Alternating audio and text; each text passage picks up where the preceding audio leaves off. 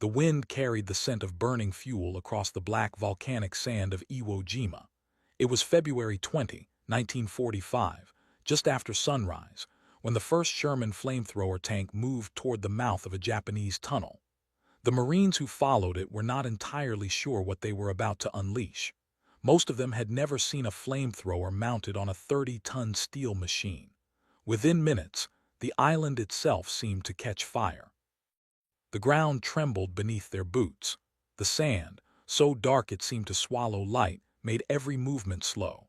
Japanese machine guns stitched the beach in thin horizontal lines of fire. It was the kind of killing zone that punished hesitation. The men of the 4th Marine Division had learned that the hard way the day before. Now they had something new to push back with, a weapon built to turn fortresses into ash. Tank 431, a modified M4A3 Sherman, rolled forward at a deliberate, almost ceremonial pace. Its flamethrower nozzle protruded from the hull like the mouth of a dragon. Behind it, riflemen crouched low, using its armored body as their only shield. "Keep moving," someone yelled over the rumble of engines. No one needed to repeat it. The tunnel ahead had already survived naval bombardment and aerial strikes. It was part of a honeycomb of underground defenses, Kuribayashi's masterpiece. Inside that maze, Japanese soldiers had been waiting for this moment for months, rehearsing exactly how to kill any tank foolish enough to get close. But what came out of the Sherman wasn't steel or shell. It was liquid fire. The gunner squeezed the trigger. In less than 2 seconds, a jet of burning napalm shot forward over 100 yards, a living rope of fire that wrapped itself around the entrance of the tunnel. The explosion of heat was so violent that the Marines felt it from 30 yards away. Sand fused into glass. The tunnel seemed to inhale flames. Then came the sound, like a freight train howling through a furnace, followed by silence.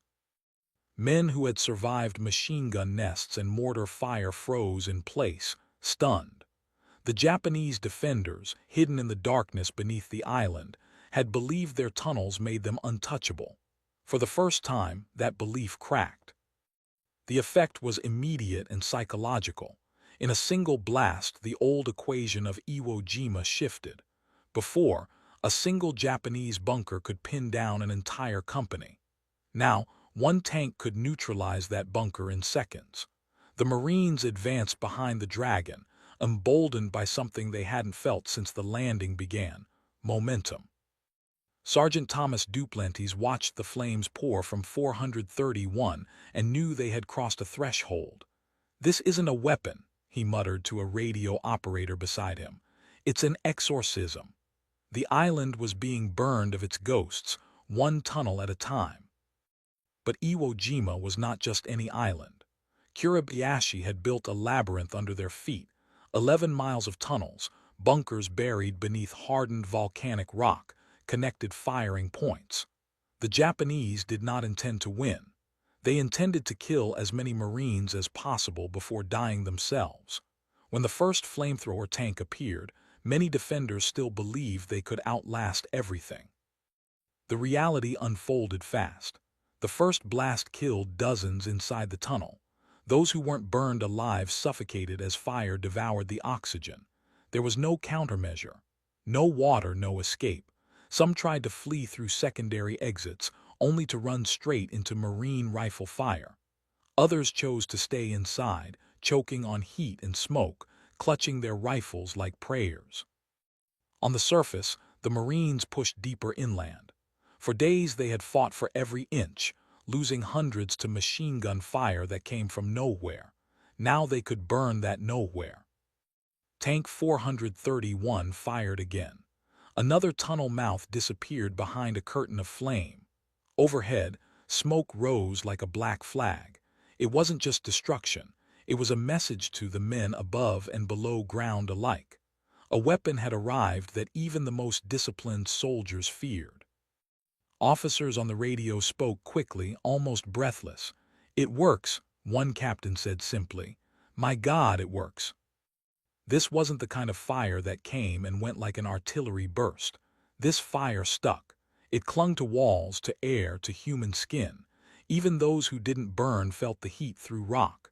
The psychological rupture was immediate. Some Japanese soldiers stopped firing altogether. Others screamed inside the tunnels, audible through the vents. But for all the shock and power, the men who crewed those tanks weren't untouched. Inside the steel shell, temperatures climbed past unbearable.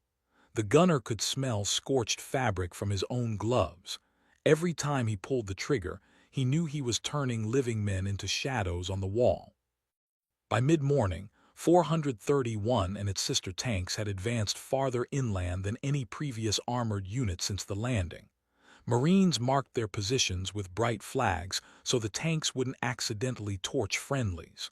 Overhead, aircraft flew lazy circles, their bombs now an afterthought. The real weapon was already on the ground. The Japanese counterattack never came that morning. For the first time, their defenders hesitated in their underground labyrinth.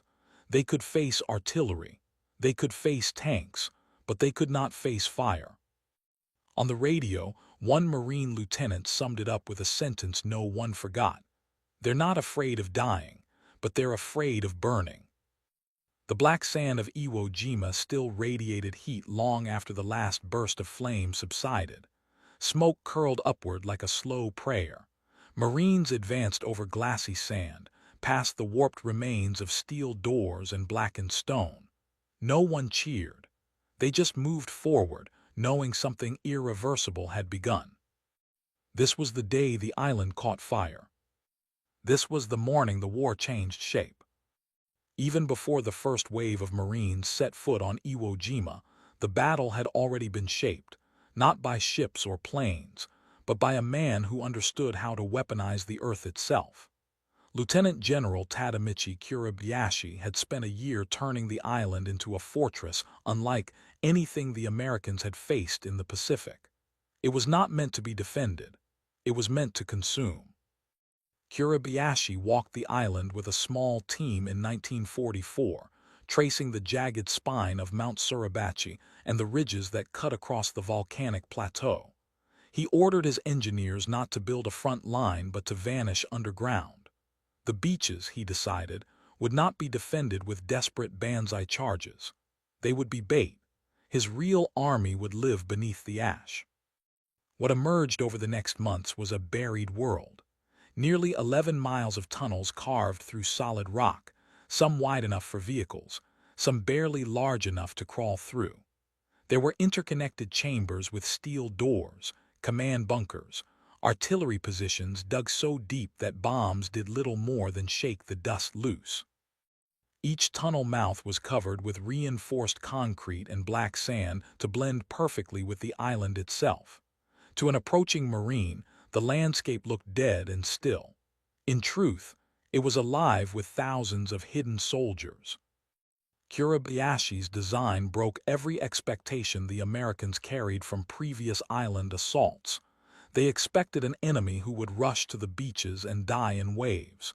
Here, no one was rushing. The enemy waited. He positioned heavy machine guns and mortars in recessed murder holes, arranged so their fields of fire overlapped like a web. If one position fell, two others could still hit the same patch of ground, and all of them were connected underground, allowing defenders to vanish and reappear where least expected. Even if Marines took a trench, the men who once held it might already be emerging behind them. Every piece of the island was designed to make the invaders feel like they were standing still. No high ground was uncontested. No open field was truly empty. Kurabayashi's doctrine was brutally simple: kill 10 Americans before dying. He forbade mass banzai charges, believing they wasted lives. He told his officers, each man must fight to the end from his hole. We will inflict maximum casualties. The Americans will have to burn the island to take it. They took those words literally. By early 1945, nearly 21,000 Japanese troops, many of them naval personnel pressed into infantry duty, were living underground. Their supplies were cached in deep magazines safe from bombs. Their artillery was mounted on rails, allowing them to fire and retreat behind armored shutters. Ventilation shafts were disguised as rocks.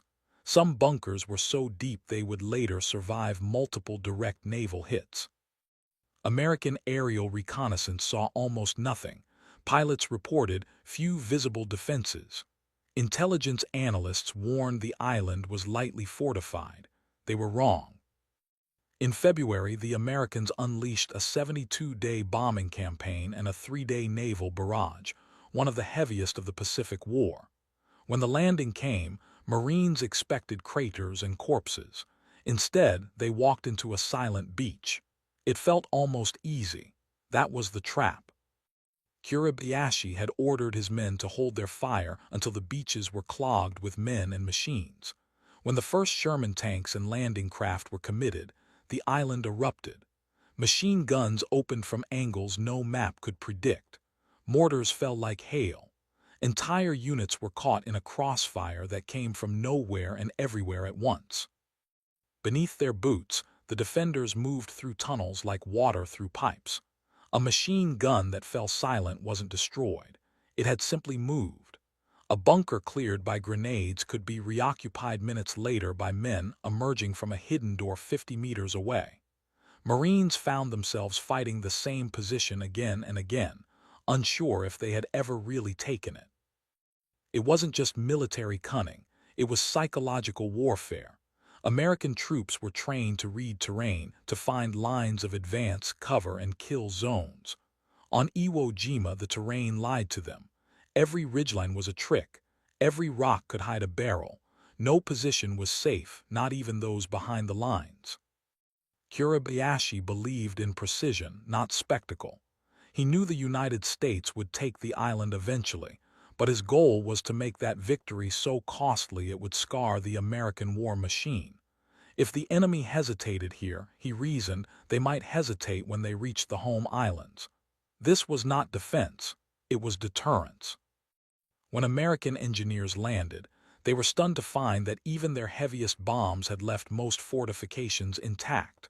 Underground, the Japanese waited in cool chambers, sipping water, listening to the rumble overhead like distant thunder.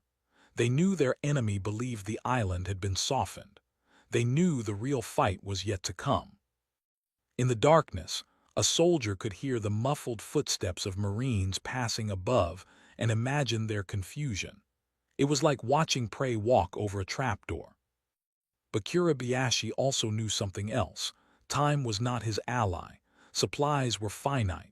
Reinforcements would never come. So he built the island to bleed the Americans fast before his own men starved or suffocated. If he couldn't win, he would make sure no one forgot how hard he made them pay. On the surface, Iwo Jima looked like an island. Beneath it, it was a weapon, a buried, breathing thing designed to kill. When the Flamethrower tanks arrived on February 20, they did not just meet an enemy, they met a fortress. And that fortress was about to be set on fire from the inside out.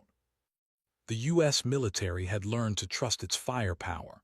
By 1945, the Pacific Campaign had become a relentless pattern: isolate an island, bomb it into rubble, then land overwhelming force. It worked on Tarawa. It worked on Saipan. It worked on Tinian. Firepower paved the way for infantry, but on Iwo Jima, the pattern broke. In the weeks leading up to the landing, American bombers had flown hundreds of sorties over the island. Waves of B-24 Liberators droned in from the Marianas, releasing thousands of pounds of explosives on an island barely 8 square miles wide. They cratered the runways, shattered surface structures, and filled after-action reports with confident words like neutralized and destroyed. Then came the Navy.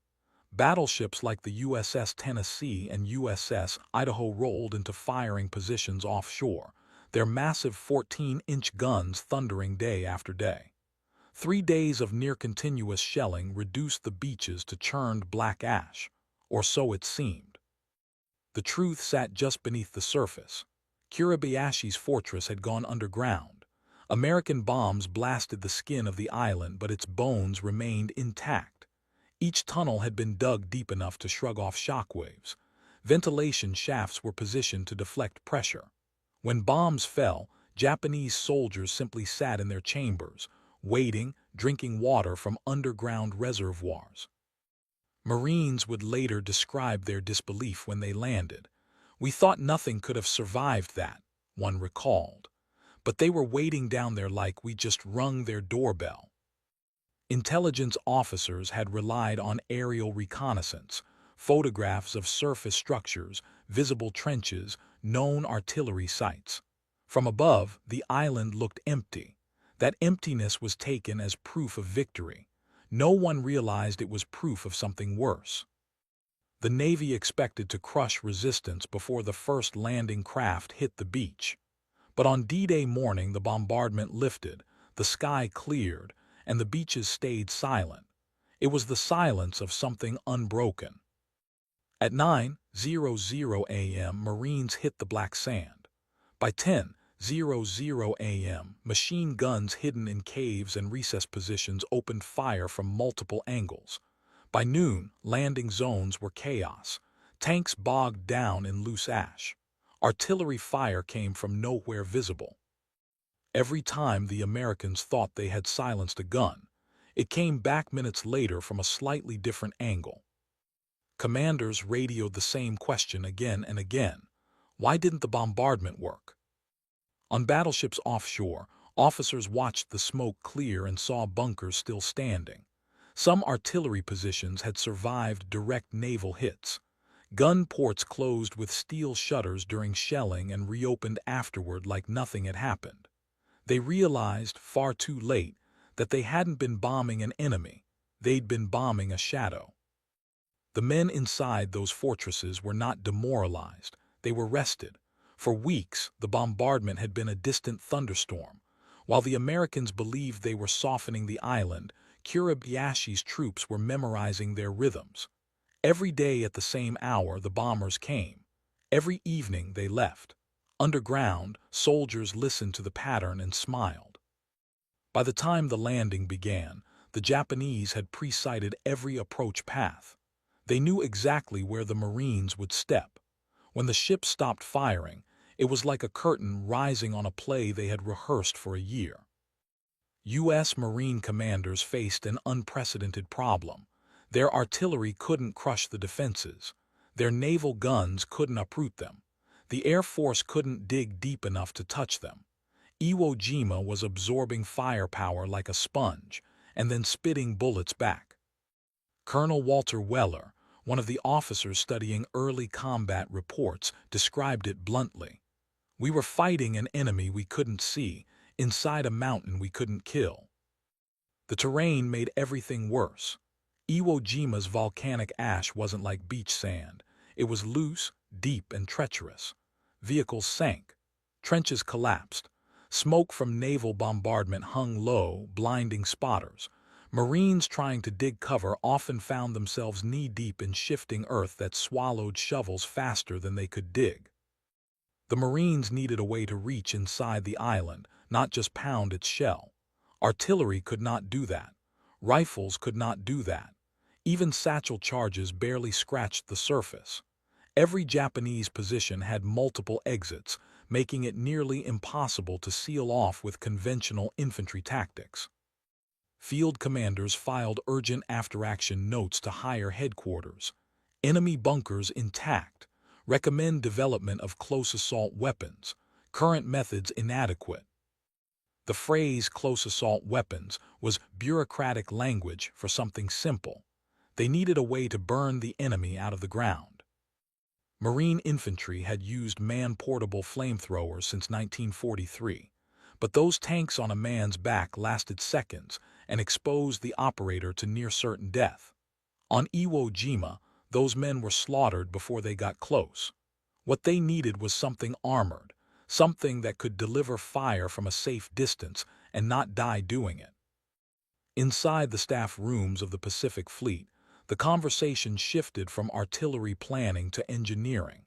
If bombs couldn't break the island, perhaps fire could bleed it.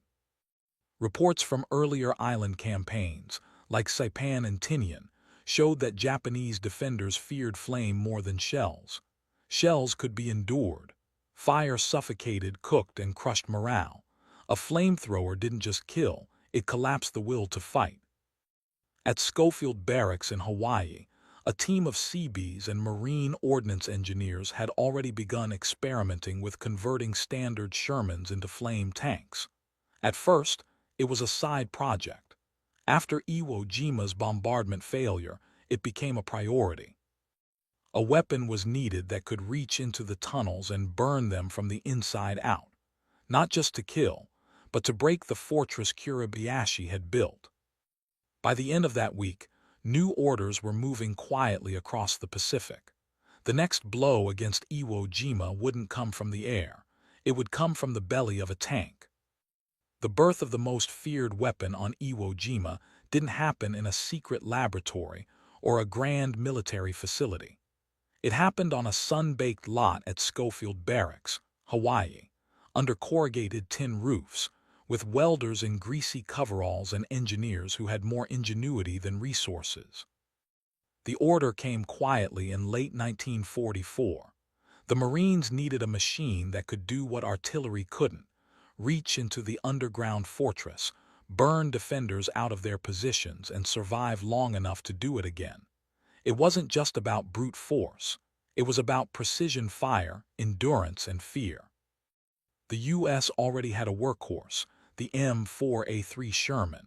It wasn't elegant, but it was reliable, roomy inside, and available in large numbers. If firepower couldn't crack the island, maybe fire itself could. So they turned to the men who built things that weren't supposed to exist, the Navy Seabees.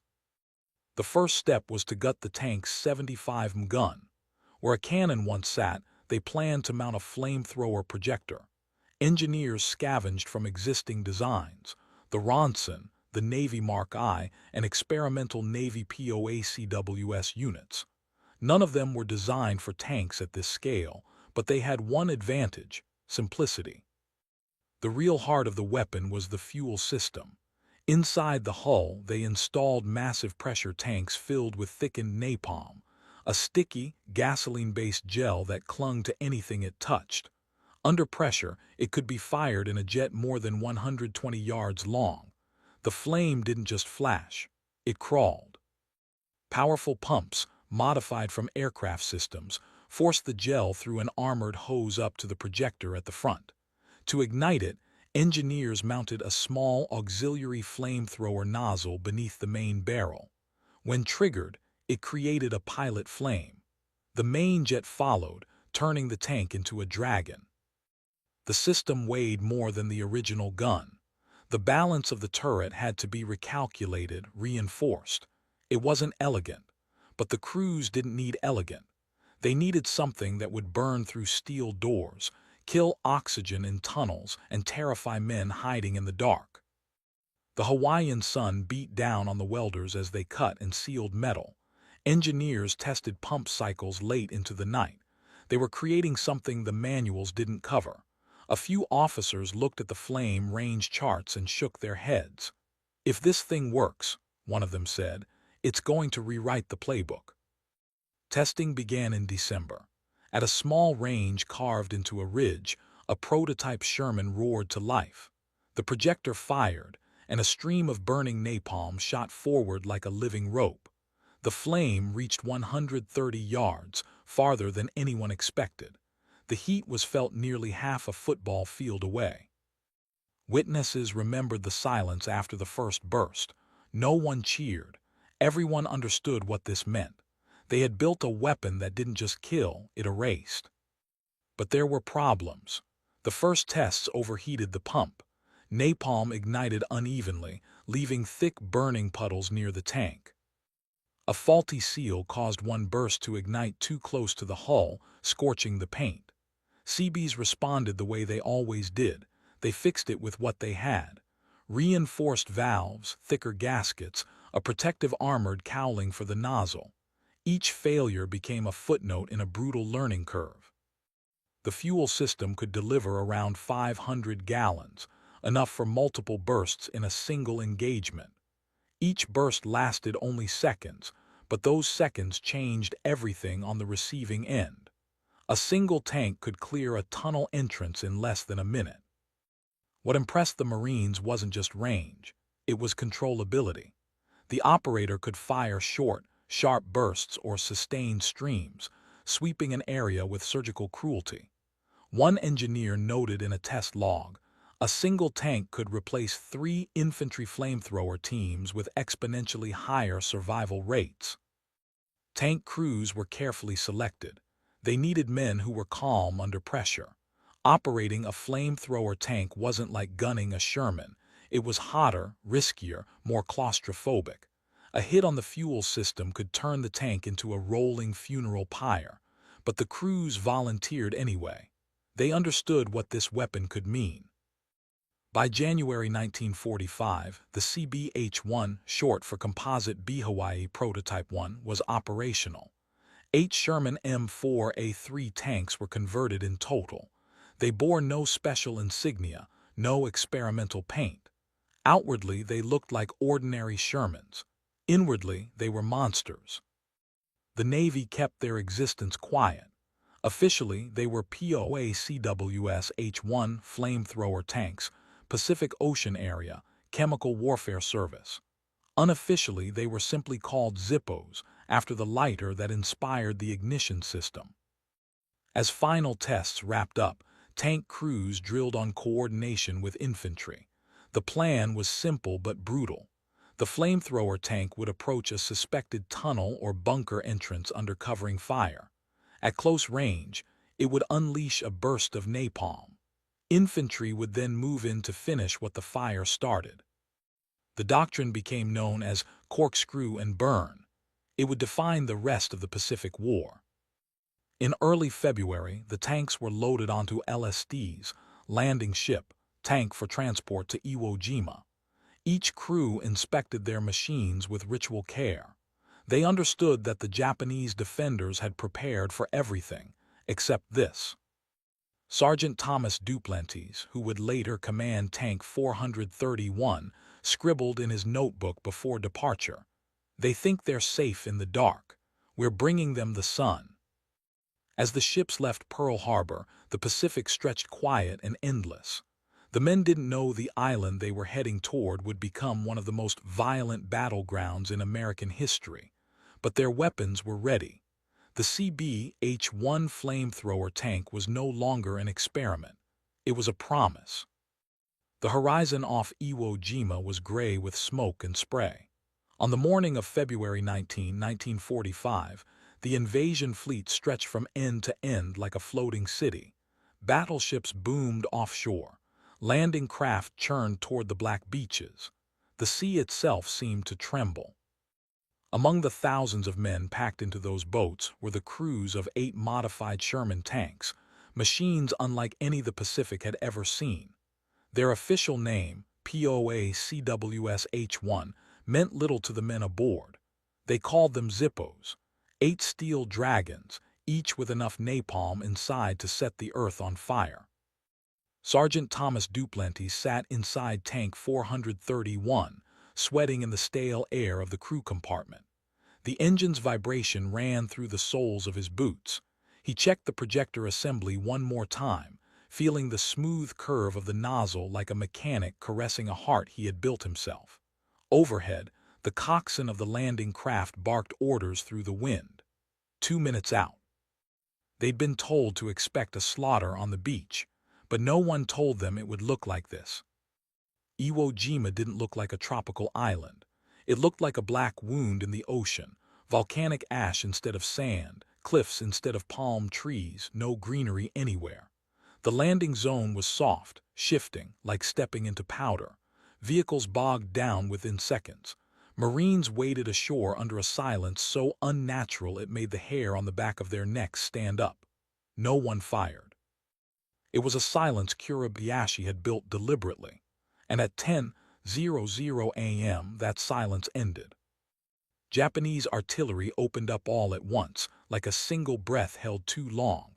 Mortars, machine guns, and 120 guns roared out of invisible mouths in the hillside. Marines fell in lines. Landing craft exploded. The soft black sand became a killing floor. Tank 431 ground its treads forward off the ramp. instantly sinking halfway into the ash. The driver cursed and shifted gear, fighting for traction. Above the roar of engines came the sharp, metallic ping of enemy rounds. The first machine gun burst bounced off the hull with a sound like hail on steel. "Keep her moving," Duplantis yelled. The crew obeyed with practiced calm. They had drilled for this moment for weeks. This was what the weapon had been built for. By afternoon, the Zippos had fought their way up from the beach, yard by yard. They advanced slower than infantry but drew more fire than anything else on the field. The Japanese recognized a tank immediately. What they didn't recognize, yet, was what these tanks could do. A bunker on the right flank spat fire and death into a marine company pinned behind cratered sandbags. Attempts to flank it had failed. Satchel charges bounced off the reinforced entrance. A portable flamethrower team tried to advance, only to be cut down before they got within range. Duplantis got the call over the radio. 431, clear that nest. The tank rumbled forward, treads chewing into ash.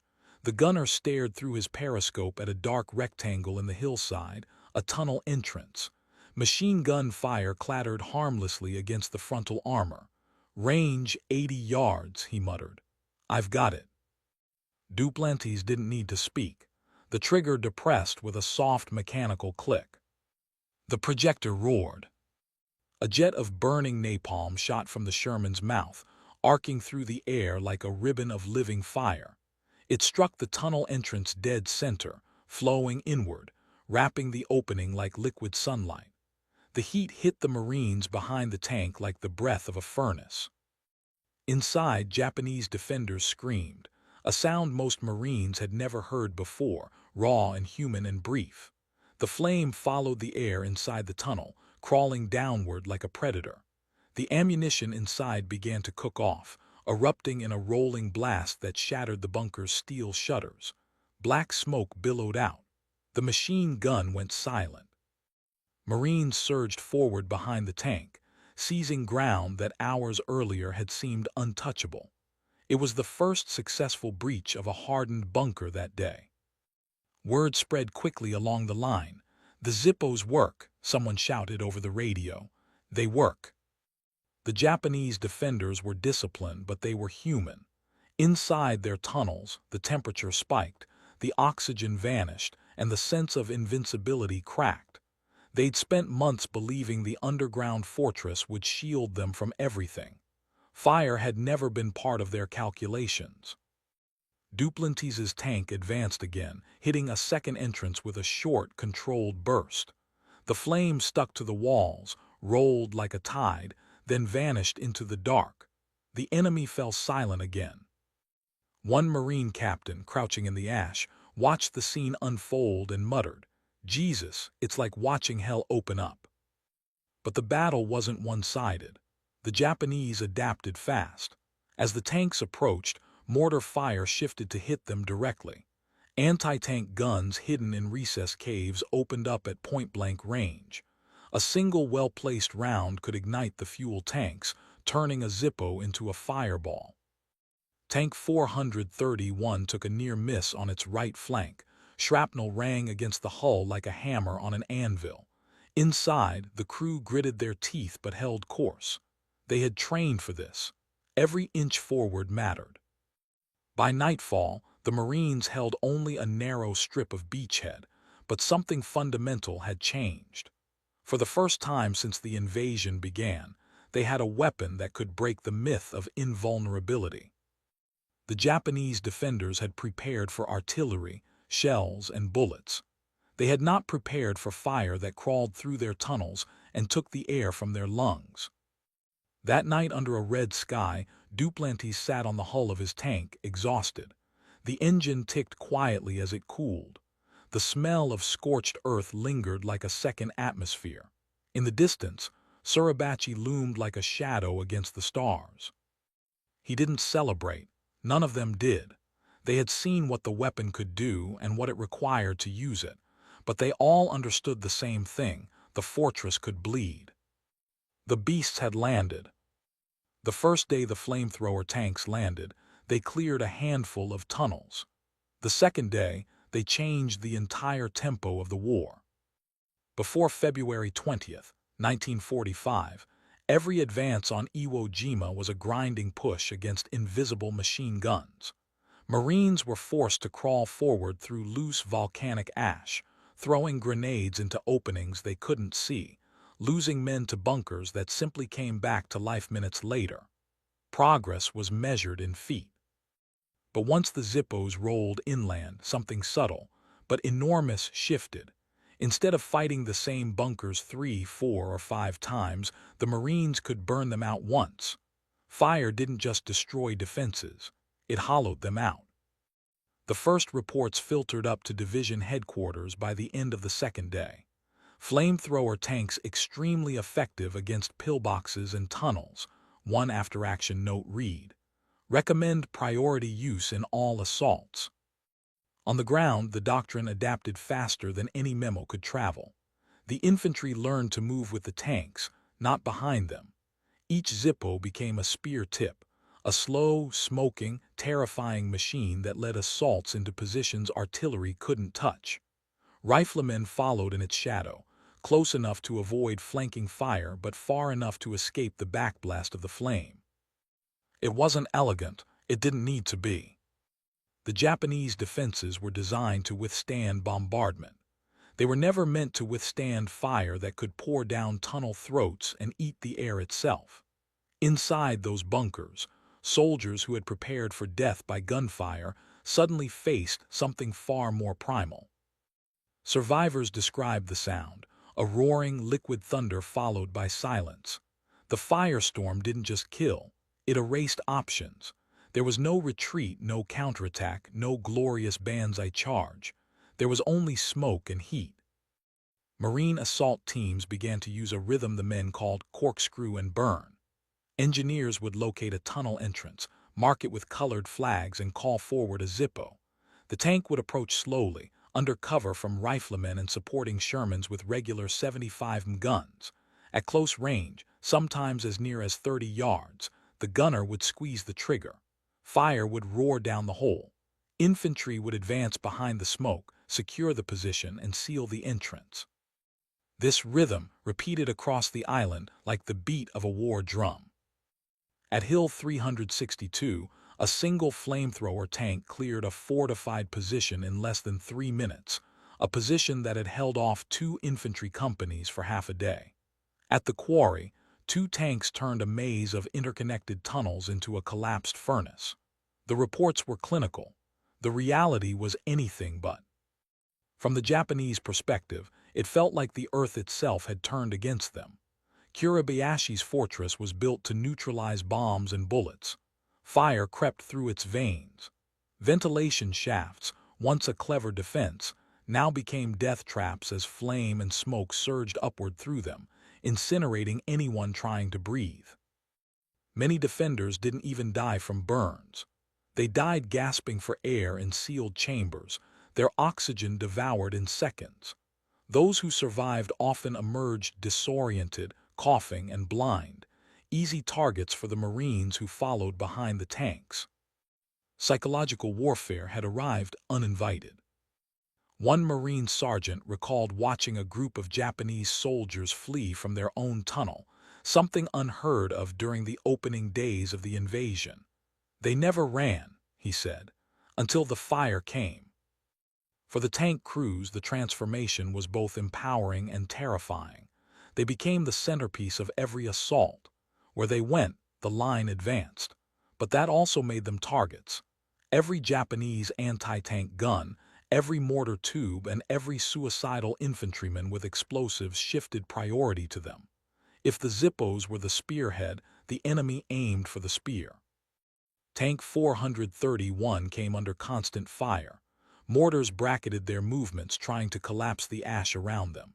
Sappers tried to crawl close with satchel charges, but the supporting infantry, now trained to defend the tanks as if defending their own lungs, cut them down.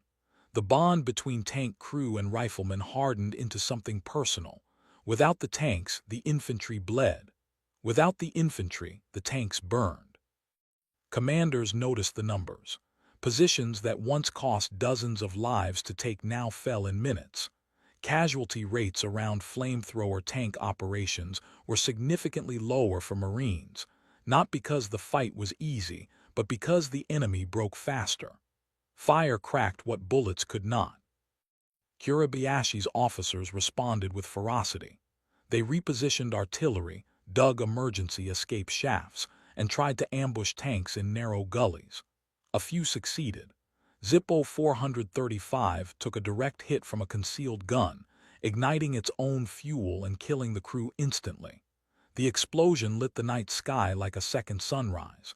Every tank crew that saw it knew the risk they carried in their bellies. And yet they kept advancing.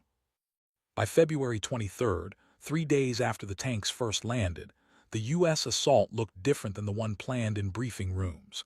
Instead of relying on massed infantry, company after company was built around the movement of a single fire-spewing tank. Infantry formed wings. Artillery adjusted to support the fire corridor. Engineers followed behind, sealing tunnel mouths with explosives. The entire battlefield bent around the roar of the Zippos. Marine commanders began speaking less about terrain and more about targets for flame. For the first time, victory on Iwo Jima felt less like grinding against a wall and more like burning through it. But this new kind of war had a cost. The men who operated those tanks could feel every pulse of fire in their bones. Inside the steel shell, the temperature climbed past 120 degrees. The smell of napalm bled into their uniforms.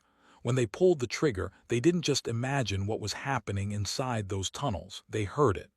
The screaming, the sudden silence, and then nothing. One gunner wrote in his notebook, "It's like being God with a match in your hand, and there's nothing holy about it." Outside, the Japanese soldiers began to whisper among themselves about the tanks. Stories grew like weeds in the dark: fire demons, American dragons, machines that breathed hell. Fear became a weapon no one had planned but everyone used.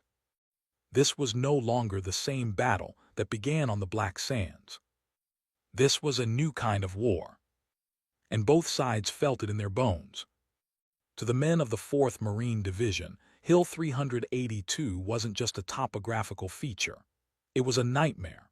Rising out of the northern plateau of Iwo Jima like a jagged black tooth, it was the highest point in the central sector, and the linchpin of Kiribayashi's defense. Beneath its surface lay a honeycomb of tunnels, bunkers, and artillery nests. It was the beating heart of the Japanese fortress. The Marines called it the meat grinder. By late February, after days of brutal fighting on the beaches and at the airfield, the assault shifted toward this hill. Commanders knew that as long as Hill 382 remained in Japanese hands, the advance north would bleed itself dry. The Japanese could fire down on every approach route, reinforce neighboring positions through underground galleries, and coordinate counterattacks like veins feeding a heart. That made it the natural target for the Zippos. Tank 431 was among the 5 operational flamethrower Shermans assigned to the assault. Its crew had survived the landings and several bunker-clearing missions. Now they were heading into a position unlike anything they'd faced before. The hill didn't rise gently. It bristled with jagged rocks and concrete casemates disguised as boulders. Smoke from days of shelling hung low, turning everything into a gray blur.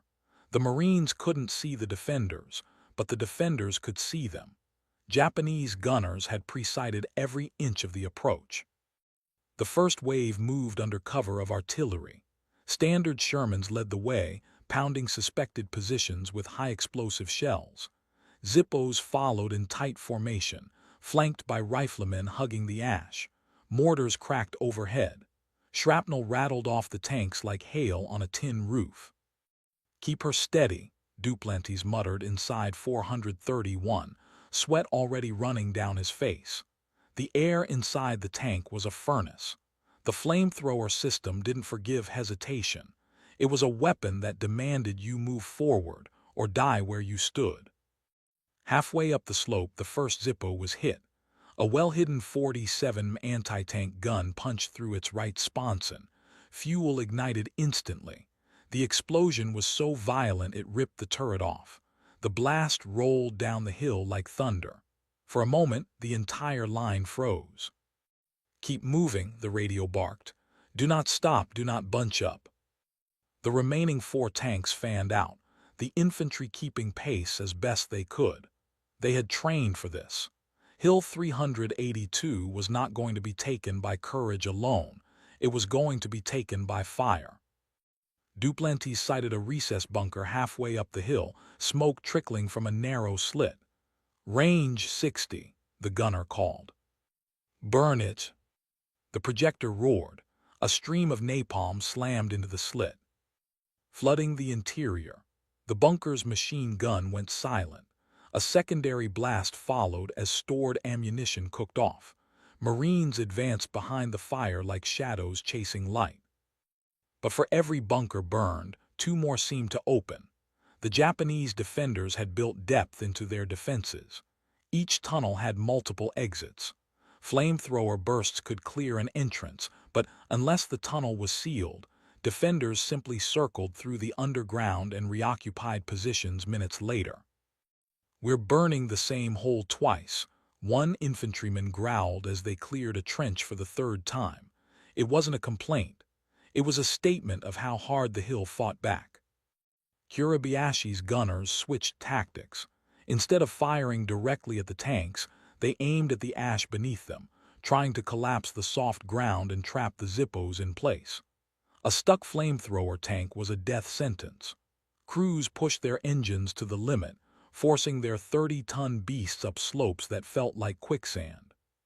431 hit a patch of loose ash and lurched to a stop. Mortars bracketed them instantly. "Back, back," Duplantis yelled. The driver slammed the transmission. Tread screamed. The tank shuddered loose just as a mortar round landed where it had been. A second later, the crater filled with flame as their own burst ignited spilled napalm. Marines swarmed around the tank, laying covering fire. The bond between infantry and tank had become instinctive. Each trusted the other's survival. 3 hours into the assault, the hill still stood. The air smelled of scorched earth, cordite, and burning oil. Zippo crews were running low on fuel. Standard Shermans were burning through their HE rounds at a staggering pace, and the Japanese defenders showed no sign of breaking. Then came the turning point. On the northern face of the hill, engineers located a major ventilation shaft, one of the arteries feeding the fortress below. If they could pump fire into it, the entire tunnel complex could be suffocated in one stroke. Tank 431 rolled into position, its hull scarred and blackened. "This is it," Duplantis said. The gunner lined up on the shaft. Infantry hunkered down, waiting. The burst was longer than usual. Napalm surged into the shaft like liquid fury. Within seconds, smoke erupted from other openings across the hill, proof that the tunnels were all connected. The heat wave was so intense Marines could feel it from 50 yards away. Inside, defenders suffocated in silence. That broke the back of the position. One by one, machine guns fell quiet. Counterattacks sputtered out. Marines surged forward, sealing entrances with satchel charges and bulldozing ash into the shafts. Hill 382 fell, but it didn't fall easy. Of the 5 Zippos that started the assault, 2 were burning wrecks by nightfall. 43 Marines were dead. Hundreds of Japanese soldiers lay buried underground, most never seen by the men who killed them. Duplantis sat on his tank after the battle, watching smoke curl upward from the hill like a dying breath. "That wasn't a fight," one corporal muttered beside him. "That was an exorcism." The flamethrower tanks had done what nothing else could, but the hill had shown their limits. Fire could clear tunnels. It couldn't hold them. It could kill, but it couldn't stop a determined defender from finding another hole to fight from. And yet, for the first time since the landing, the Marines held the high ground in the center of the island. The heart of the fortress was cracked. But the cost whispered a warning.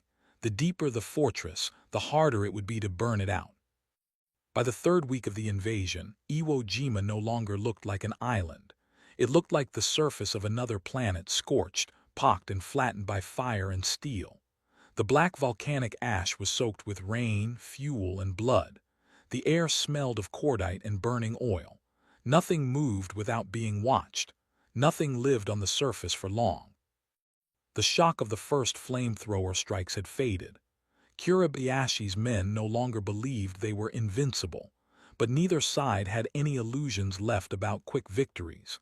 This was attrition now, a contest of exhaustion, where every yard of ground was bought with sweat, fear, and fire. By March 10, the once cohesive Japanese defensive network was reduced to isolated tunnel clusters, but those clusters fought like wounded animals. Without clear front lines, combat became a series of brutal micro-battles. A single tunnel might take hours, sometimes days, to reduce. Marines began calling the central sector of the island the meat grinder. It wasn't a nickname for a single place anymore. It described the entire war. The flamethrower tanks, once the sharp spear tip of the assault, were now the grinding gears keeping the advance alive. Tank 431 and the surviving Zippos had adapted their tactics. The early frontal assaults had proven too costly. Now the tanks worked indirectly, firing into ventilation shafts, side tunnels, and natural fissures in the terrain. Instead of facing bunkers head-on, they turned the island's breathing holes into its own death traps. One tank would fire a short burst into a shaft. The napalm would roll downward like molten metal, filling hidden chambers. The pressure wave carried the heat deep into the rock. Moments later, secondary smoke vents would erupt black plumes, a silent confirmation that the defenders inside were either dead or gasping their last. Infantry moved behind the tanks in practiced formations. Engineers followed with explosives to seal the entrances. By this point, they no longer called it corkscrew and burn. It was simply the way we fight. But the Japanese adapted too. They learned to relocate artillery overnight, popping up in new firing positions with maddening unpredictability. Sappers dug emergency exits behind the main lines, launching ambushes the moment the tanks moved on. Their courage was as relentless as it was doomed. On March 14, 431 rolled into a gully south of Kitano Point to clear a series of tunnel mouths that had been firing on a marine company all morning. The approach was narrow, barely wider than the tank itself. Riflemen flanked along the edges, their faces gray with ash. "Watch your right," Duplantis muttered. He could feel the tension through the steel. They all could. The projector fired into the first opening. A clean burst. Black smoke followed. Then, from an unseen tunnel on their flank, a mortar shell arced in and exploded just short of the tank. The shock rattled through the hull like a hammer blow. Shrapnel rang off the armor. Over the intercom, someone cursed. The Japanese had learned to bait the Zippos. Fire into one hole, strike from another. It was a deadly dance, and every mistake cost lives. Marines surged in to flank the ambush. The firefight was short and close, too close for comfort. When the smoke cleared, 431 had survived. But 2 riflemen were dead, cut down in the crossfire. Duplantis stared through his periscope at the charred entrance and muttered the line everyone on Iwo Jima eventually learned to say without emotion. "One more hole down." This was the rhythm of the meat grinder.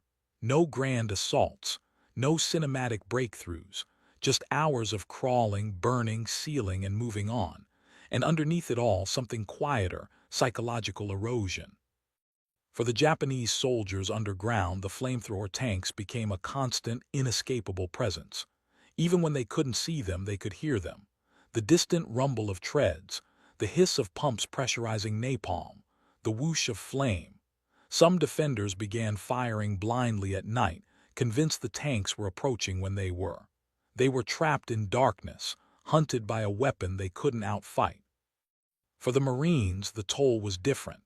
They had to keep pressing forward through a landscape where death came from beneath their feet. The tanks were their shield, but the crews inside them carried a unique burden.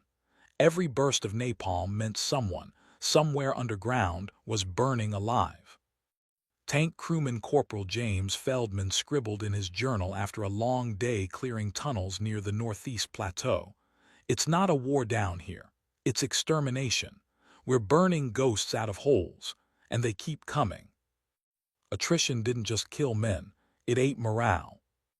By mid-March, tank crews were rotating between combat and repair nearly every day. The ash clogged engines. Fuel lines cracked from constant use. The flamethrower systems weren't built for continuous operations on this scale. Maintenance crews worked under floodlights at night, scraping napalm residue from pipes and replacing seals while artillery echoed in the distance. The Japanese, for their part, showed no sign of surrendering. Kuribayashi's strict orders against mass banzai charges meant the defenders stayed disciplined, striking from the dark until they were buried alive. By this stage of the battle, surrender was almost non-existent. Nearly every fight ended the same way: silence and smoke. The Zippos were still the hammer of the offensive, but they were no longer a shock weapon. They had become an industrial tool for killing, used methodically, almost mechanically. There was no glory in it, only necessity. March 21 would bring the largest single concentration of flame weapons on the island, the Bloody Gorge assault. But in the long, gray days leading up to it, the Marines learned the hardest lesson of Iwo Jima. Fire could kill anything, but it couldn't make the island give up. At night, 431 idled near the marine perimeter, its hull scorched black from dozens of bursts. Duplantis sat on the tank's glacis plate with his helmet in his hands, listening to the distant shelling. Around him, men smoked in silence. No one talked about the next day's objectives. Everyone already knew what it meant. The meat grinder didn't care about plans. It just kept turning. By the morning of March 21, 1945, Iwo Jima had become a wound that refused to close. The Marines had pushed steadily north, burning and blasting through fortifications one tunnel at a time. But ahead of them lay one last major stronghold, a ravine the men called the Gorge. On the maps, it had no name. To the Japanese defenders, it was simply another node in Kuribayashi's underground network. To the Marines, it would become the single most violent engagement of the entire campaign. The gorge cut across the northern plateau like a scar, steep walls, jagged edges, and dozens of tunnel mouths dotting its flanks. Artillery and mortars had pounded it for days, but the defenders below were still alive. The U.S. command knew what that meant. The only way to clear it was with fire. At 700 hours, the order went out. Flame tanks forward. 12 Zippo Shermans, almost every operational flamethrower tank left on the island, lined up on the southern lip of the gorge. Their hulls were scorched black from weeks of combat, their nozzles stained with soot and dried napalm. They looked less like tanks and more like beasts that had been living inside the war itself. Duplantis in 431 checked the pressure gauges, all green. His crew worked silently, each man wrapped in the ritual of preparation. They had burned through tunnels, bunkers, even hillsides, but this was different. Everyone knew it. The infantry moved into position. 2 regiments of the 5th Marine Division stretched across the approach. Engineers followed, satchel charges ready. Above, Corsair fighters streaked low, strafing the gorge rim. Naval guns thundered in the distance. This wasn't a probing attack. This was annihilation. The assault began with artillery. For 15 minutes, battleships offshore hurled shells into the gorge, turning the black earth inside out. The ground shook like a living thing. And then, just as suddenly, the guns fell silent. The tanks advanced. Duplantis's world shrank to the inside of the Sherman. The driver's voice came through the intercom, tight but steady. Forward. The treads bit into the soft ash. The gorge loomed ahead, a dark mouth full of teeth. Machine guns opened from hidden slits, raking the lead elements. Mortar rounds arced down from unseen positions. But this time the Marines didn't stop to trade fire. They answered with flame. 431's nozzle ignited with a muted click. A roar followed, a pillar of fire leaping 120 yards across the ravine, slamming into a tunnel entrance like a living comet. Napalm surged inside, crawling downward. Seconds later, a secondary burst blew the steel door outward like paper.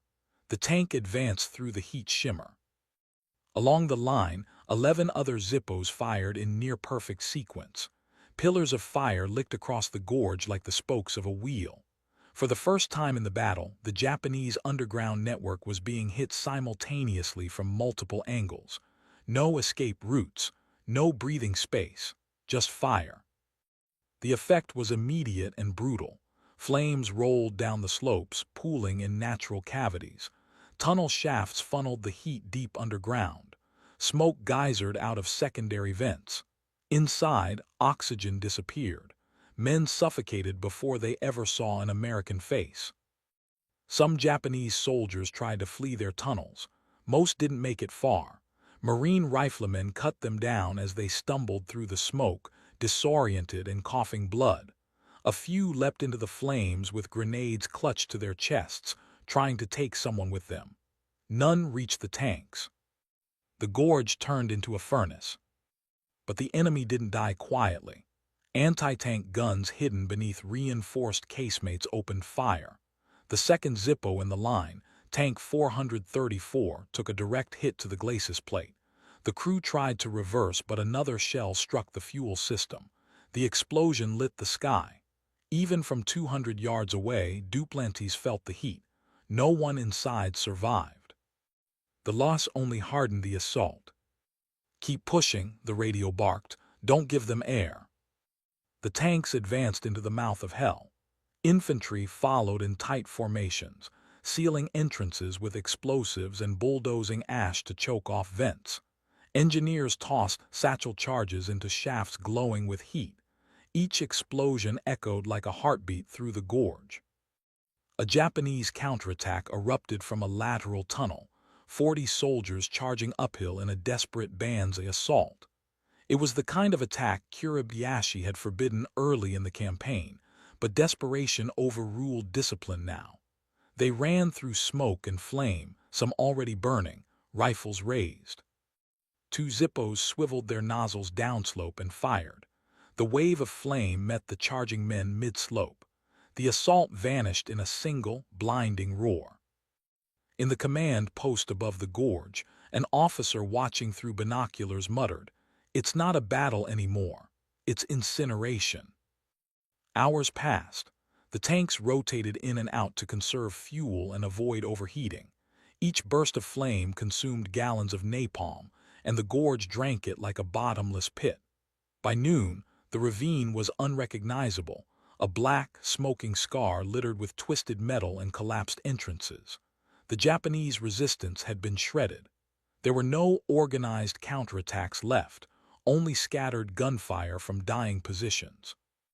At 1500 hours, engineers reported that the primary tunnel complex had collapsed. The fortress beneath the gorge was no longer a labyrinth. It was a tomb. The Marines held the ground, but no one celebrated. The price was high. 3 Zippos destroyed, dozens of infantry killed or wounded, and below their boots hundreds of enemy soldiers lay entombed in darkness, their fortress burned from the inside out. Duplantis climbed out of 431 that evening and sat on the edge of the tank.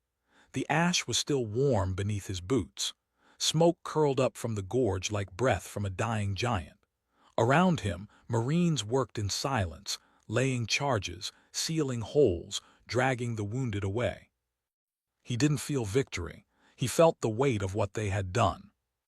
Iwo Jima was almost broken, but so were the men who broke it. The gorge burned for 2 days after the last flame burst. Smoke curled up through collapsed shafts, carrying with it the last breath of Kiribayashi's fortress. And then, for the first time in 5 weeks, the island began to go quiet. By late March, organized Japanese resistance was gone. What remained were pockets, scattered defenders living in the dark, crawling through half-collapsed tunnels, emerging only to die. Kurabayashi himself was presumed dead, likely fallen in a final skirmish near the North Plateau. His soldiers had obeyed his orders to the end. None of them surrendered. For the Marines, the war on Iwo Jima did not end with a single moment of victory. It ended with silence, a silence that hung heavy over the black ash like fog. Tank 431 rolled slowly across ground that only weeks earlier had been a killing field. Its hull was scorched, pitted with shrapnel, the paint burned away in streaks. But it was still moving, a survivor among machines. Duplantis and his crew rode in silence, eyes scanning a landscape that felt less like a battlefield and more like the surface of some scorched moon. The sounds of the battle were fading now. No artillery, no mortars, just the crunch of boots in ash, the idle hum of engines, and the occasional distant crack of a rifle as Marines cleared the last scattered holdouts. The island that had once roared like a furnace now whispered. They passed what had been the Japanese command complex, a shattered labyrinth buried beneath tons of collapsed rock. Engineers had poured flame and explosives into it days earlier. Nothing stirred. The defenders below had fought to the last breath. Most never saw daylight again. A Marine corporal walking beside the tank muttered, "We burned a whole army underground." No one answered. There was nothing left to say. The human cost of that victory was everywhere. More than 6,800 Americans were dead, nearly 20,000 wounded. Among the Japanese, out of roughly 21,000 defenders, fewer than 300 had been taken alive, most of them too wounded to resist. The rest were ash and silence. The flamethrower tanks had played a decisive role. Their bursts had cracked fortresses, burned out tunnels, suffocated entire units. They'd shortened battles that might have cost twice as many lives, but they had also left scars, not just on the island, but on the men who used them. Tank crews rarely talked about what happened underground after a flame burst. They didn't have to. The smell was enough. The heat that radiated back through the nozzle. The way the screams came all at once and then stopped like a switch had been flipped. It wasn't like shooting a gun. It was something closer to opening a door into hell. Duplantis sat on the hull of 431 that night, helmet off, boots in the ash. Around him, the island glowed faintly under the moonlight. The silhouette of Mount Suribachi loomed in the distance, its flag still fluttering above the peak. That flag had gone up weeks earlier, but the battle had kept going long after the famous photograph. Only now was it truly over. The Marines built temporary cemeteries along the beach. Row after row of white crosses appeared in the black sand, each one marking a name, a hometown, a silence that would follow families for generations. Trucks carried the wounded to aid stations. Engineers bulldozed the collapsed tunnel mouths, burying the Japanese dead where they had fought. No surrender, no speeches, just the slow, methodical work of ending a war. The final flamethrower tank missions were not assaults, they were clearing operations. Instead of charging into fire, the tanks were used to burn out the last sealed chambers, ensuring no surprise counterattacks in the night. The crews fired not at enemies, but at the memory of them. Fire became the punctuation at the end of a sentence written in blood. In one of the last operations of the campaign, 431 fired its final burst into a shaft near the northern plateau. The napalm rolled downward into a void. No shots came back. There were no defenders left to fight. The sound of the fuel pump winding down felt louder than the flame itself. When the island fell completely under American control on March 26, the Marines didn't cheer. There was no parade, no triumphant speeches, just tired men sitting on black sand, staring at the horizon.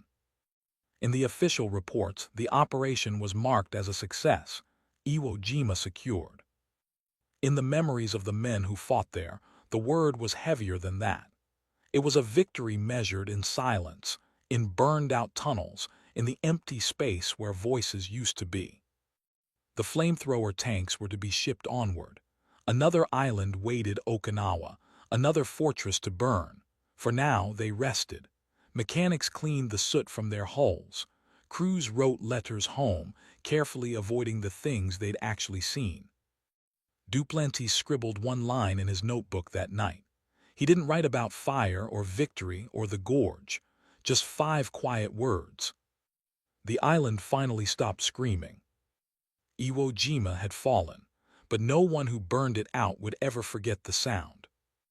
The last flames on Iwo Jima went out, but the echoes they left behind did not fade with the smoke.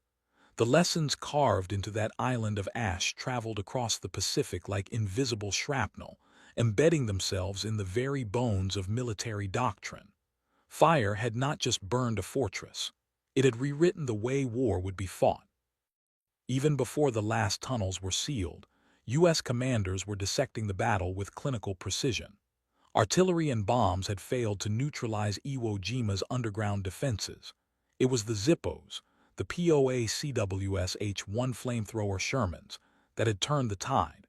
Reports filed from frontline units described their effect with stark clarity. Flame tanks decisive. Recommend increased production and tactical integration for future operations. Those words would define the next campaign, Okinawa. The battle for Okinawa would be even bloodier than Iwo Jima. The island was larger, more populated, and even more fortified. Kuribayashi's lessons hadn't died with him. Japanese engineers had expanded on his ideas, creating tunnel networks that made Iwo Jima look like a rehearsal.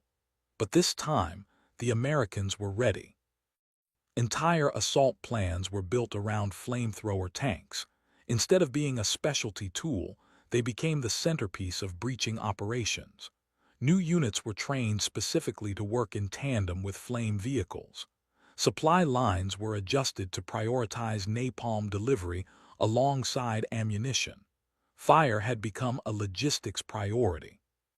The doctrine had evolved. What began as an improvised conversion project in a Hawaiian workshop became a formalized operational strategy. Fire first, occupy later. Infantry didn't break the lines anymore. They followed behind the flame.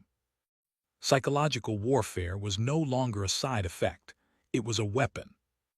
Japanese defenders at Okinawa, hearing the roar of Zippo tanks in the distance, often broke before they saw them. Fear did what shells couldn't. One captured soldier reportedly said, "We can fight bullets. We can hide from bombs. We cannot hide from fire." But the echoes were not just tactical. They were personal. Many of the Marines who'd burned out tunnels on Iwo Jima brought those memories with them to Okinawa. The sound of the pumps, the heat radiating back through the armor, the sudden screams and silence, it stayed with them. War had a way of following men home, and fire made that weight heavier. For the Japanese high command, the impact was equally profound. Iwo Jima had been designed as the perfect fortress, a test case to bleed the invader dry. It had failed, not because the defenders lacked courage, but because their engineering could not defeat something as simple and terrible as burning gel forced under pressure. After the battle, surviving officers in Tokyo quietly revised defensive strategies, but they knew the truth. Flame had no real counter once it reached the tunnels. Kuribayashi's brilliant fortress design had been outmatched by physics. The lessons of Iwo Jima also reached beyond 1945. The psychological power of fire, how it collapses while faster than walls, became a fundamental element in future military planning. Napalm would appear again in Korea, then in Vietnam, then elsewhere, wherever fortified positions needed to be broken and enemy morale shattered. The modern world would come to associate flame not just with destruction, but with terror. For the flamethrower tank crews, their role was quietly recognized in after-action reports, but rarely celebrated in the public narratives of victory. There were no grand statues of Zippos, no triumphant headlines. Their work had been too ugly, too visceral. They hadn't stormed beaches waving flags. They had burned men in the dark. Duplantis and his crew were rotated off the island weeks after the fighting ended. The 431 was stripped down, refitted, and reassigned for Okinawa. The men went with it. They didn't talk about Iwo Jima much, not with each other, not with anyone. But in their journals, the words came out differently than the official reports. "This isn't hero stuff," one gunner wrote. "It's what happens when men dig deep and we have to burn deeper." At the strategic level, military planners began to see flame as more than a weapon of opportunity. It was a tool of certainty. It didn't rely on visibility. It didn't require perfect aim. It turned the enemy's strongest defense, their tunnels, into their tombs. By the summer of 1945, more than 500 flamethrower tanks were slated for deployment. Engineers were improving the projector system, extending the range beyond 150 yards. The Zippo had evolved from an improvised monster into an industrialized instrument of war. And yet, beneath all the charts, maps, and unit readiness reports, there was an undercurrent of unease.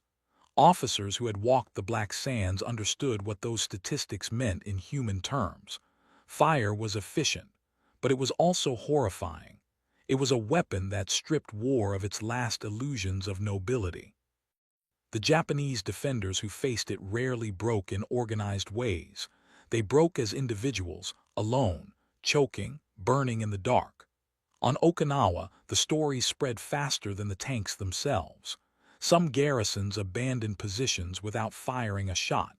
Others dug deeper, knowing what awaited them if the Americans arrived.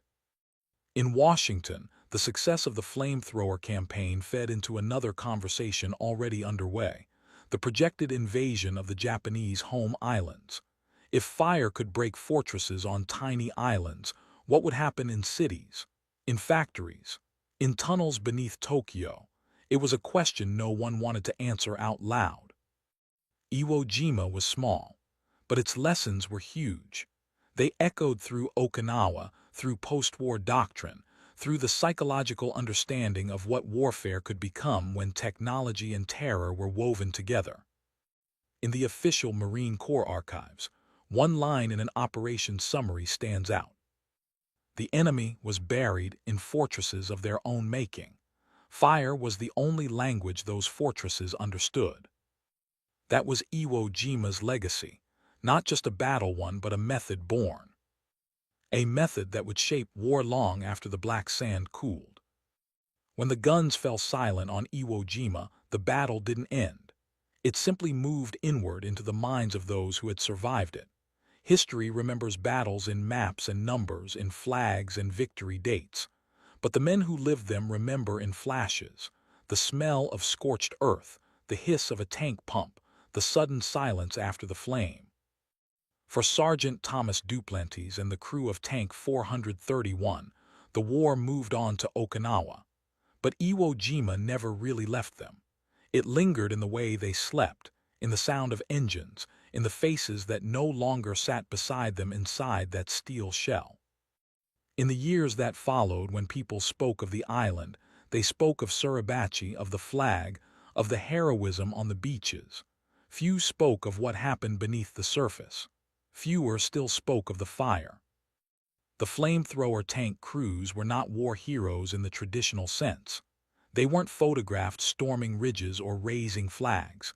They were the ones who crawled forward into tunnels, who turned fortresses into furnaces. Their work was effective, necessary, and unspeakably hard. Many never found words to describe it. Veterans' interviews decades later were halting, quiet. "We didn't see the men we burned," one gunner said, "but we knew they were there." Another added, "You can feel it through the tank. The heat comes back at you, you know." Some survivors from the Japanese side eventually spoke too. A handful had escaped tunnel collapses or had been taken unconscious from burned positions. They described the fear, not just of death, but of dying without ever seeing the sky again. Fire had stripped away every illusion of glorious last stands. It left only choking heat and darkness. And yet beneath all the horror something else persisted, the humanity of those caught in it. On both sides, men were pushed to extremes not because they hated each other personally, but because the war demanded it.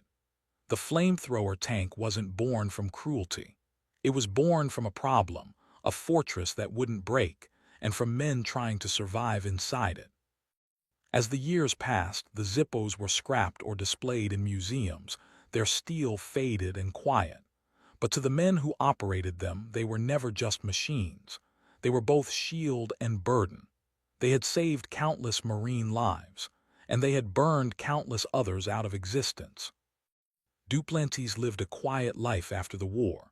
In his garage, an old notebook sat on a shelf, stained, tattered, and filled with the words of a young man trying to make sense of the fire. One line, written not long after the battle, read simply, "We brought the sun to men hiding in the dark." It wasn't a boast, it was a confession. In Japan, the memory of Iwo Jima settled differently. For many families, their sons vanished into tunnels that became their graves. There were no headstones, no last letters, no markers. Only the knowledge that their fortress, once thought impenetrable, became a crematorium.